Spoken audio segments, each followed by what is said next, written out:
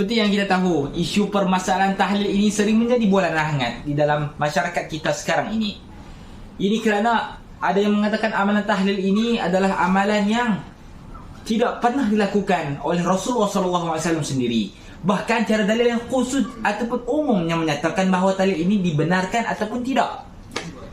Oleh itu, pada hari ini anda bersama saya, Muhammad Syazwan bin Sofyan, selaku wartawan anda pada hari ini bagi mengupaskan isu tahlil ini berkenaan adakah di dalam Islam tahlil ini dibenarkan ataupun tidak. Sebagai permulaan, marilah kita kenali apakah yang dimaksudkan sebagai tahlil. Tahlil bermaksud dari sudut bahasa adalah daripada perkataan Arab halalan yuhallilu tahlilan, yang bermaksud mengucapkan kalimah tauhid kita iaitu la ilaha illallah. Manakala dari sudut istilah pula, tahlil ini bermaksud himpunan kalimah-kalimah tayyibah ataupun zikir-zikir, selawat Nabi dan doa kepada si mati. Selain itu, menurut budaya masyarakat kita, iaitu masyarakat Melayu Islam di dalam negara kita, tahlil merupakan himpunan zikir-zikir yang di dalamnya mengandungi ayat-ayat pilihan, surah-surah pilihan, zikir-zikir pilihan, selawat Nabi SAW dan doa kepada si mati. Oleh itu, hari ini kita akan mengupaskan isu ini dengan saya akan membawakan dua panel daripada dua buah negeri, iaitu daripada Kedah dan Pulau Pinang. Iaitu saya akan menemu ramah Al-Fadil Ustaz Fatim Mohsin daripada Pulau Pinang, dan saya akan menemu ramah Al-Fadil Ustaz Muhammad Ashraf Naim di Kedah, bagi mengupaskan secara terperinci berkenaan dengan hukum tahlil ini. Jadi tunggu kesudahannya. Alhamdulillah, sekarang saya sudah sampai di hadapan rumah Al-Fadil Ustaz Fatim Nur Mohsin di Taman Gua Perahu untuk menemu ramah beliau bagi mendapatkan hukum-hukum berkaitan dengan isu tahlil ini. Jadi tunggu apakah kesudahannya. Seperti yang kita tahu, amalan tahlil ini merupakan amalan khilafiyah. Bahkan amalan tahlil ini menjadi amalan setempat di dalam masyarakat negara kita, sehingga kan ia menjadi perbezaan khilafiyah di dalam kalangan ulama. Di dalam mazhab Syafi'i juga tidak mempunyai sandaran hukum dan dalil yang jelas berkenaan dengan tahlil ini. Saya juga telah mengikuti laman web wilayah Mufti Wilayah Persekutuan Kuala Lumpur bagi mendapatkan penjelasan berkenaan hukum tahlil ini, namun tiada dalil khusus dan hukum yang khusus berkenaan tahlil ini. Persoalannya, apakah hukum yang sebenar tentang amalan tahlil? Apakah pandangan ustaz berkaitan amalan tahlil ini wajar atau tidak dilakukannya, dan tahlil ini dikategorikan sebagai bid'ah ataupun tidak? Jadi, bolehkah ustaz menjawab persoalan ini secara terperinci dan padat serta ringkas dalam masa 5 minit? Dengan kelahuman dipersilakan ustaz. Assalamualaikum warahmatullahi wabarakatuh. Bismillah, alhamdulillah, wassalatu wassalamu ala rasulillah. Allahumma salli ala Sayyidina Muhammad wa ala alihi. Terima kasih saudara Syazwan Sofyan atas pembukaan sebentar tadi. Mudah-mudahan perkongsian kita pada pagi ini memberi manfaat dan barakah, insya-Allah. Berkaitan dengan isu tahlil, adakah ianya sesuatu yang dibenarkan ataupun tidak? Ya, betul. Okay. Apa saja bentuk amalan untuk kita jadikan sebagai amal ibadah kita, hendaklah ia mempunyai sandaran dalil. Itu yang pertama sekali. Maka amalan-amalan yang ada sandaran dalil yang jelas dalam Al-Quran, Sunnah Nabi, maka ia satu yang tak boleh ditolak. Itu dah clear. Adapun di sana sekiranya amalan-amalan tersebut tidak ada sandaran ataupun dalil yang jelas, ia masih lagi boleh diterima sekiranya ia ada sandaran yang berbentuk umum. Mana masih lagi ada dalil, cuma dalil itu bersifat umum. Contohnya seperti mana Nabi SAW pernah memacakkan pelepah tamar atas kubur dengan mengatakan bahawa zikir pelepah tamar dapat meringankan ahli kubur yang sedang kena azab. Jadi itu sebagai dalil, tetapi tidak mengkhusus kepada tahlil. Tetapi ianya ada satu dalil yang bersifat umum. Dalam juga Nabi SAW pernah membacakan doa Allahumma ighfir lahu warhamhu wa'afihi wa'fu anhu. Doa kita yang hidup kepada orang yang mati. Jadi itu sebagai dalil bahawa kita yang hidup boleh membantu si mati. Jadi atas dasar inilah para alim ulama kawasan Nusantara kita telah mengambil satu inisiatif untuk membantu masyarakat awam bagaimanakah cara yang betul, yang benar, yang boleh diterima syarak untuk kita melakukan amalan yang dapat sampai membantu saudara kita dalam kubur. Jadi salah satu amalan adalah tahlil, dan disusunlah amalan tersebut. Jadi masih lagi ada sandaran secara umum, walaupun tidak ada dalil khusus dalam mazhab Syafi'i ataupun dalam hukum syarak kita berkaitan dengan amalan tahlil. Wallahu a'lam bishawab. Jadi Ustaz, adakah amalan tahlil ini dikategorikan sebagai amalan bid'ah bagi Ustaz? Sila jelaskan. Amalan ini kita nak kata sebagai satu bentuk bid'ah kalau kita boleh mengikut pandangan ulama yang membahagikan bid'ah tu kepada beberapa bahagian. Disebabkan alim ulama kita berbeza pandangan tentang istilah bid'ah. Ada satu aliran pandangan kata setiap perkara baru itu bid'ah, maka tidak ada bid'ah yang elok, semua bid'ah sesat. Itu satu pandangan. Dan bukan hanya ada satu, ada lain pandangan. Imam Syafi'i rahimahullah ta'ala berpandangan bahawa bid'ah ada dua, satu bid'ah sayyi'ah, satu bid'ah hasanah. Sayyi'ah dan hasanah. So bid'ah hasanah itu termasuklah perkara-perkara baik yang Nabi tak pernah buat, sahabat tak buat, tapi ianya tak bercanggah dengan syarak, maka ianya dah diterima oleh syarak sebab ada sandaran umum tadi itu. Maka tahlil termasuk dalam kategori bid'ah yang hasanah mengikut pandangan Imam Syafi'i rahimahullah. Itu pembahagian beliau. Baik Ustaz, satu penjelasan yang jelas. Jadi Ustaz boleh bagi sedikit simpulan bahawa adakah tahlil ini dibenarkan atau tidak di dalam Islam? Allah Ta'ala alam bisawab. Ya. Sebagai rumusannya kita perlu memahami istilah amalan tahlil ini dengan cara fahaman yang ilmiah. Tak boleh dengan hanya ikut-ikut tiru-tiru. Sebab apa? Sebab ia ada kaitan dengan niat ataupun kesangkaan kita ataupun andaian kita. Sekiranya kita mengatakan bahawa setiap kali ada kematian mesti buat tahlil, itu salah. Dia jadi bid'ah yang sesat. Sekiranya seseorang itu dia mengatakan bahawa ini hanyalah satu cara yang kami lakukan untuk dengan saya ikhtiar membantu saudara kami telah mati, tak bercanggah dengan syarak, sebab ada amalan-amalan itu baca Quran, zikir tahlil dan doa selawat Nabi, itu satu yang tak bercanggah, maka dengan niat supaya pahala itu sampai kepada saudara si mati, maka ianya adalah masih lagi dalam lingkungan hukum syarak, maka ianya satu yang diharuskan. Boleh. Wallahu a'lam bishawab.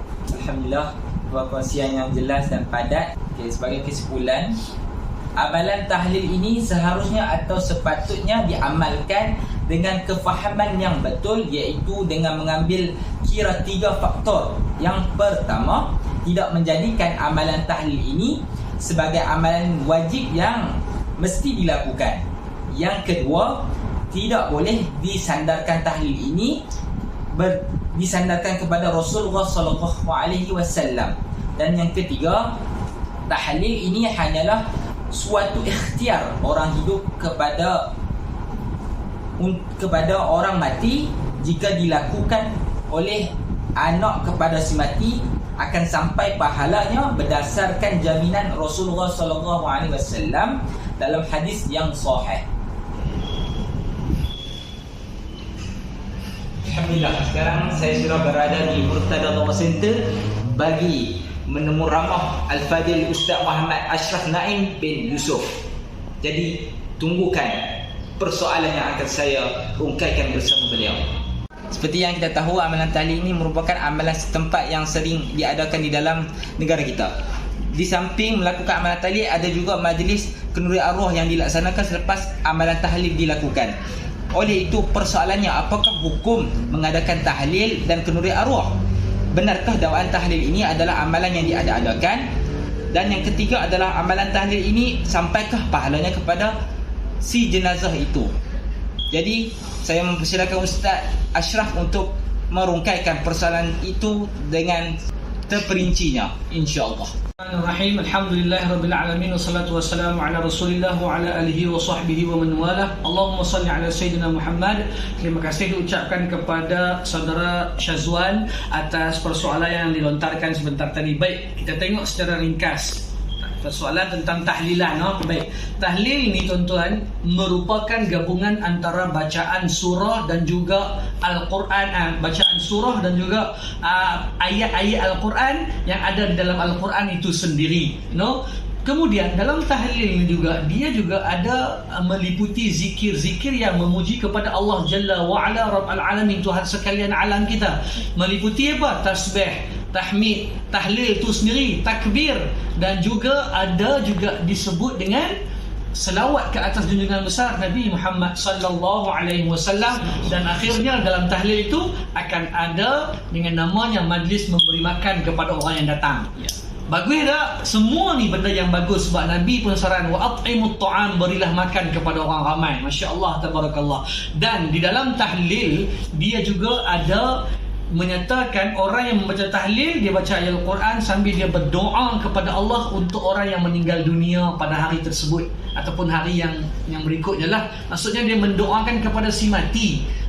Adakah sampai? Sekali lagi kita tengok Allahumma salli ala Muhammad. Cuma saya nak beritahu di sini, di dalam Islam amat menggalakkan kita orang Islam mendoakan kepada saudara-saudara se-Islam yang lain. Allah menegaskan di dalam Al-Quran, fa'lam annahu la ilaha illallah, ketahuilah bahawasanya tiada Tuhan yang layak disembah melainkan Allah. Kemudian Allah sebut wastaghfir li dzambika, mohonlah ampun kepada Tuhanmu di atas dosa-dosamu, walil mu'minina wal mu'minat, dan juga mohonlah ampun kepada saudara se-Islammu daripada lelaki dan juga orang yang beriman daripada wanita. Nampak tuan-tuan? Maka dianjurkan kita memohon keampunan untuk seluruh umat Islam di atas muka bumi ini. Baik, Allahumma salli ala Muhammad. Kalau kita tengok kelaziman yang berlaku di Malaysia sudah menjadi uruf ataupun adat masyarakat setempat yang Islam, mereka mengamalkan amalan tahlil ini setelah sekian lama. JAKIM sendiri membenarkan amalan tahlil ini selagi mana tidak bercanggah dengan syariat. Baik, kalau kita tengok dari sisi yang lain, apa kata pandangan jumhur ulama tentang tahlil? Yang ni yang penting, hukumnya di sini. Nampak tuan-tuan, kita nak beramal di sini ataupun tidak, kita tengok. Baik, tahlil ini kita menghadiahkan pahala bacaan kepada si mati, orang yang telah meninggal dunia. Menurut pandangan jumhur ulama, Imam Hanafi, Imam Maliki dan juga Imam Hambali mengatakan ihda'us sawab ataupun pahala kepada si mati itu sampai. Nampak tuan-tuan? Tiga ulama besar ni kata sampai. Kecuali Imam Syafi'i sahaja yang menukilkan kata ihda'us sawab tak sampai kepada si mati. Tapi harus ingat, dalam mazhab Imam Syafi'i ada banyak ulama-ulama yang besar dan masyhur. Antaranya anak murid Imam Syafi'i sendiri, malah dalam pandangan mazhab Imam Syafi'i mengatakan sampai sebenarnya. Kecuali Imam Syafi'i, dia ada pandangan dia lah mengapa kata tak sampai. Maka kita tuan-tuan sebagai orang awam jangan berbalah. Nampak tuan-tuan? Sebab ini hanyalah masalah khilafiyah, bukannya masalah yang khata'i yang telah hukumnya ditetapkan. Tidak, masalah khilafiyah, ulama sendiri berselisih pendapat, tetapi mereka tidak berbalah, malah mereka saling meraihkan dan berlapang dada di antara satu sama lain. Maka kita insya-Allah sewajarnya, bagi saya pandangan peribadi, teruskanlah amalan-amalan baik ini, sebab dia akan anfa'ulil qalb, akan memberi manfaat kepada hati, akan mendatangkan Allahumma salli ala Muhammad wazuqi halawati li tilawatil Quran, akan mendatangkan rasa manis dalam membaca Al-Quran. Sebab kita baca Al-Quran, kita mendoakan untuk diri kita dan kepada orang yang meninggal dunia, insya-Allah. Jadi tuan-tuan, sebagai penutupnya, Allahumma salli ala Muhammad, pahala dan dosa merupakan hak mutlak Allah Subhanahu wa taala. Maka kita sebagai hamba selayaknya berdoa untuk diri kita dan orang Islam yang lain. Rahmat Allah itu luas. Insya-Allah kita mintalah, mudah-mudahan Allah mengampunkan dosa-dosa kita dan mereka semua, insya-Allah.